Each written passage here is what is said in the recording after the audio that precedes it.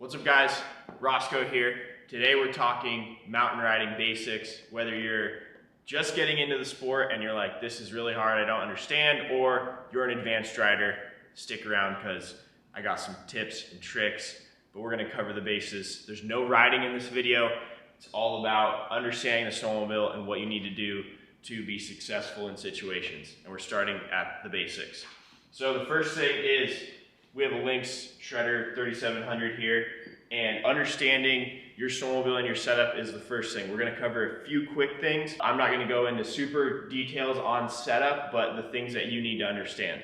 The first one being your ski stance. All new snowmobiles come with the ability to adjust your ski stance from wide to narrow. So this is a 36-inch front end on center, and I always run my skis in the center position. If you move your skis in narrow, it will make the sled easier to go from edge to edge. However, there are minor handling characteristics that will suffer from this because of the fact that the ski is actually inside of the spindle. All of that weight goes directly through the spindles, and if you move it in a little bit, it will have a little bit of negative effect. It's kind of minor. I don't like it, I can feel it, so I always run my skis in the center position. The next thing we're going to talk about is your handlebar setup. A lot of snowmobiles come with tall handlebars from the factory, and my arms are up like this. So we want to lower our handlebars. For most riders, you should be lowering your handlebars. All you have to do is get a shorter riser if you're on a BRP product, a LYNX or Skidoo. Polaris, you need a new set of bars. Cat, I think you can just put a riser on those now. I don't really pay attention as much over there. So the rule of thumb is, for a good set of handlebars, is you want to be arms straight with a slight bend in your knees. So, and with your feet all the way forward. What happens if you have taller bars, that pushes you further back on the snowmobile to get in this riding position, and then you have too much weight on the front of the skis. So, or too much weight off of the skis, I should say. What that does is it allows you to use more of the running board and puts you in more of an attack angle. We're riding these things like dirt bikes, mountain bikes. I mean, we're putting these things in really aggressive situations, and if you're not in an attack position like this, then you're just out of position. And as soon as you get on a steep slope, those handlebars will come into your chest, and then you're like this all day. So it's gonna wear you out a lot faster, and you're not gonna be able to use your skeleton, like straight arms, to pull and push on the snowmobile. You're much stronger like this pulling than you are up here.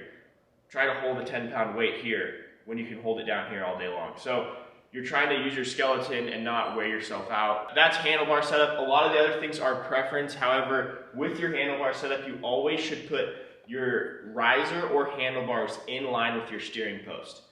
So if you push them too far forward, I see a lot of snowmobiles, LYNX and Skidoos from the dealership come with the post like this.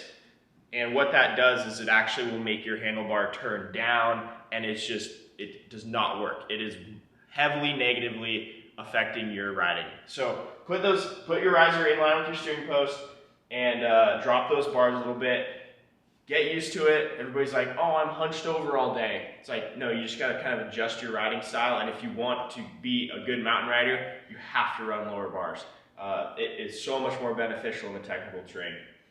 The last thing that we're gonna touch on sled setup is basically it's not really a suspension setup, but it is more understanding what your limiter strap does and how your rear shocks will affect your snowmobile. So the LYNX has four adjustment positions on the limiter strap. Other sleds have different adjustability, and what you need to understand on your limiter strap is the longer your limiter strap is, will make the front end lighter and more playful, which is really nice. However, if you have a longer limiter strap, your sled's going to trench more, and it's not going to get on top of the snow as well. So in deep snow, a shorter limiter strap will help you stay on top and get stuck less. However, you are going to have some more ski pressure, and it's going to make that sled a little bit heavier feeling in the front end.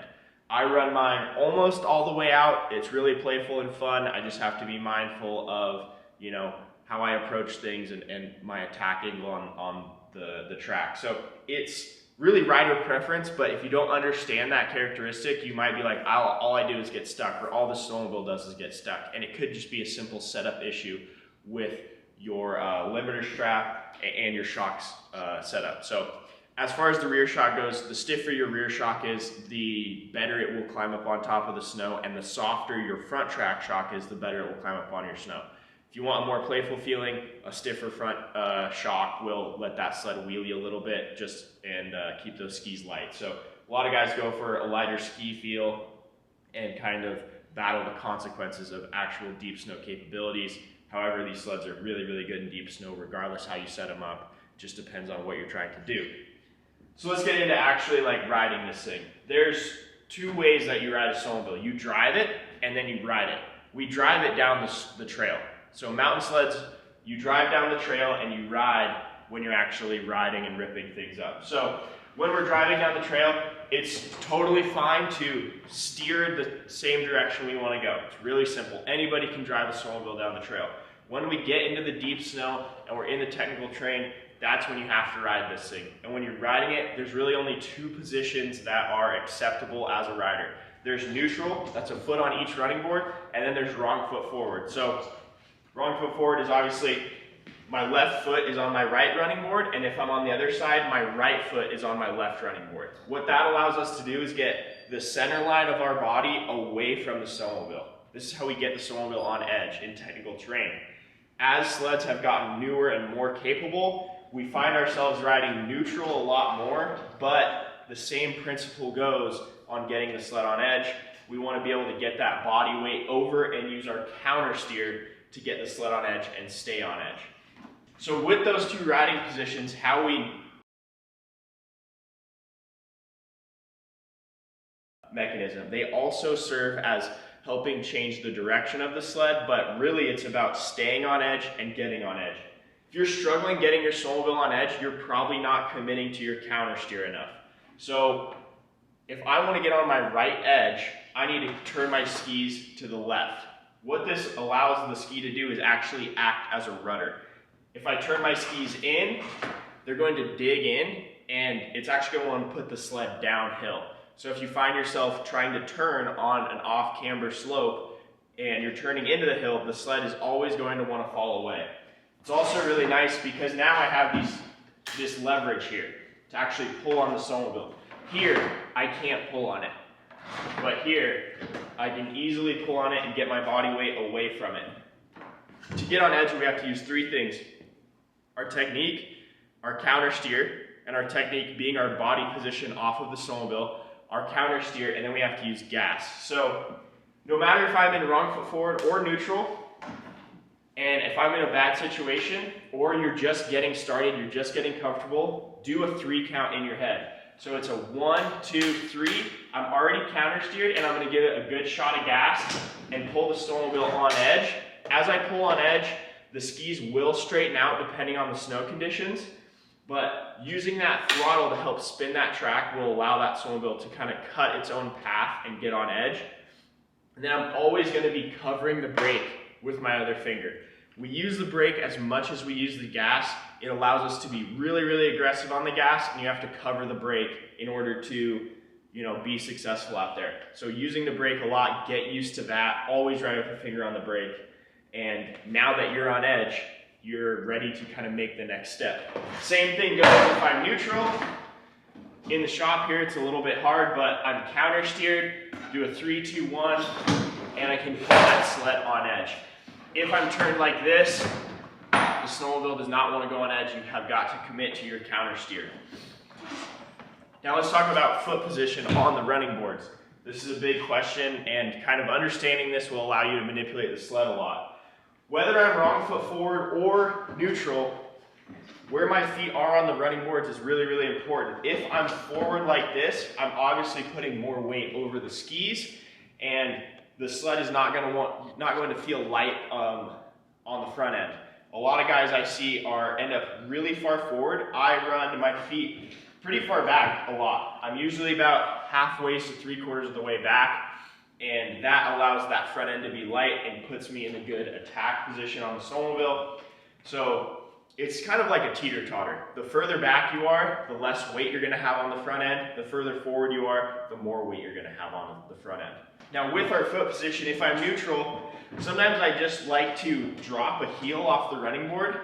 Just doing that allows me to to drop a little bit more weight with my heel off like this. Instead of being parallel on the running board, we want to put our foot kind of at a 45, and that allows me to use my ass to get weight off the sled. Wrong foot forward, same thing. Instead of being parallel on the running board, I want to put my foot at an angle like this. That allows me to turn my hips away from the hill, and again, use my ass to really put leverage on that snowmobile and get it on edge. What happens if you run your foot parallel a lot and you're fighting that edge is you'll get like this. See a lot of this where your knee then gets sucked to the seat and your body weight is over the center line of the snowmobile. This foot out here is doing nothing. When I'm in more technical terrain and I have momentum, my foot can be parallel, but you're always managing that edge control with your foot placement and also your skis. Now if you're on edge, let's say you're side hilling, or even if you're just in a meadow, understanding which way to turn your skis will help you stay on edge. And more counter steer means more edge, less counter steer means I'm headed to flat. So if I counter steer all the way, my snowmobile will come all the way into me. Now I'm holding it at a counter steer here, but if I want this snowmobile to go flat, all I have to do is turn the skis back into the hill and the snowmobile will go flat. Now as we're side hilling, regardless of which side we're on, using your steering to actually change the trajectory of the snowmobile is a big deal. So if I want the snowmobile to go uphill from a side hill, what I'm going to do is I'm going to actually turn the skis into the hill just a little bit, and what that will do is flatten out that snowmobile and make it want to climb. Additionally, I'm going to move my foot backwards, and that's going to sink that track into the snow more and then also pivot it up. So if I want to take this sled from a side hill and start climbing again, I'm going to start here, and then as I want to go up, I'm going to move this foot back, pull on the handlebars, and start to turn into the hill just a little bit, and that will send me up. If I want to go downhill, which is a harder maneuver to learn, I'm going to move my foot forward, more counter steer, and let that front end start to slide down the hill, using both gas and brake to manipulate the sled. Now when I'm going downhill, I can use the gas to change the trajectory of the snowmobile, because you don't want to just go downhill on two skis. Understanding that being on edge and being on that one ski is your safe place in technical terrain, you want to be able to go downhill on edge. Now, how we control that is with our throttle and brake, especially if we're on a really steep hill. Maybe it's springtime conditions and we're doing like an elevator, when you basically panel out the snowmobile and slide it down the hill like a toboggan. Using our gas and brake will help change the trajectory. So as I'm going downhill on an angle, if I use the brake, it's going to help that front end slide down by itself. And if I use the gas, it's naturally going to trench and bring that front end back up. So as we're going downhill, we're playing that game of trying to get that snowmobile on edge and in a trajectory that we want, if that makes sense. It's a lot of information. Probably the hardest learning curve in the world is like learning how to mountain ride snowmobiles, because it is completely backwards than everything that we do. So back to kind of some basics is everything that we're doing on a sled in the open meadows, when you're doing pow turns and in that really minor terrain, it's exactly the same things that we're going to do in the technical terrain. There's obviously just more consequences and more technique that needs to be involved. So with that being said, that edge work that you're doing in the open, easy meadows or mellow hills is exactly what you need to do in the technical terrain. You're just going to have to be more aggressive on the gas, use your throttle more, and also keep your eyes up. Keeping your eyes up is the biggest thing, no matter your discipline. Whatever you do that is an action sport, if you keep your eyes down, you're going to be painfully slow and you're just going to be reacting to what's happening. We don't want to react to what's happening out there. We want to anticipate what's going to happen so we're in the proper position to then tackle it when we get there. If you guys just keep your eyes up longer, like all day long, even when I'm riding, and as I get tired, I'll start talking to myself and say, eyes up, eyes up, eyes up. That will allow me to be much more successful. I will process that tree 50 feet in front of me instead of processing it as I'm currently hitting it. Wherever your eyes go, your sled is going to go. That's the biggest thing. You You can say it a million times, but if you don't practice it and understand that, you will always get yourself into these weird situations. And if you're wondering why you hit the only tree in the meadow, that's probably why. I bet you just looked at it and tractor beamed right into it. We have our eyes covered, we have our throttle covered, we're always using the brake as well. Getting used to like all of those things together is going to make you a better mountain rider alone. So understanding how your throttle and how much throttle you use will change the snow and how the snowmobile handles is also really important.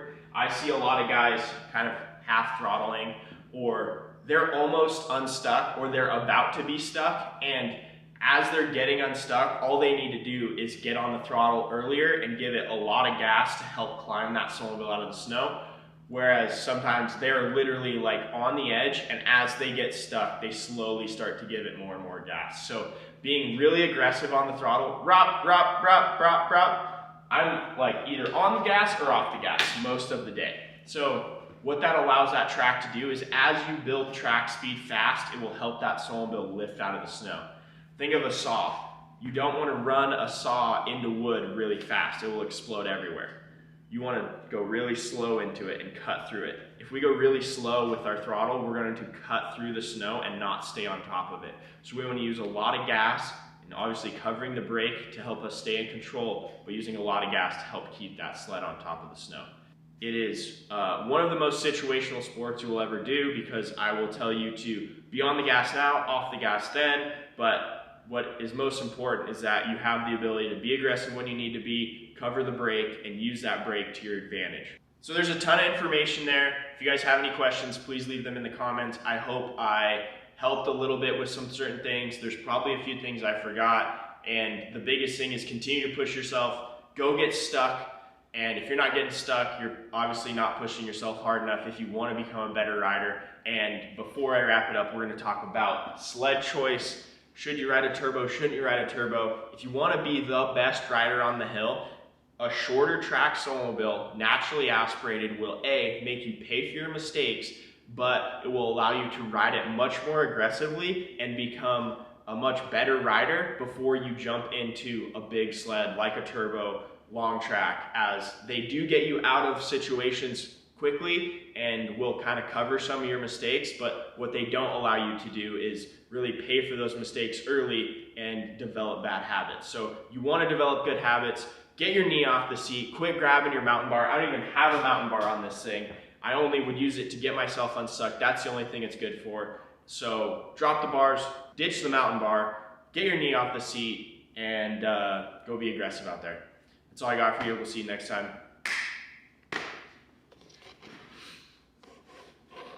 Nice. Nice. Catch your boy.